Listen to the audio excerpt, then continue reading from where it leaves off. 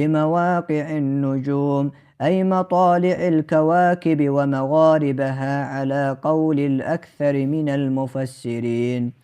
المعنى الإجمالي للحديث مواقع النجوم أي مطالع الكواكب ومغاربها على قول أكثر المفسرين.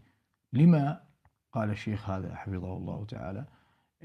لأن من بعض من يقول بالإعجاز، تعرفون الإعجاز القرآني وما شابه ذلك، يقولون مواقع النجوم أي هذا النجم كان هنا، لأن الضوء الذي يأتينا هو ما تبقى منه، فهو انفجر وراح وذهب إلى آخره. هذا كلام وكالة ناسا، ويفسرون القرآن على ما تفهمه ناسا وما شابه. بالله عليك. المهم، هكذا بعض من يقول بالإعجاز القرآني الآن.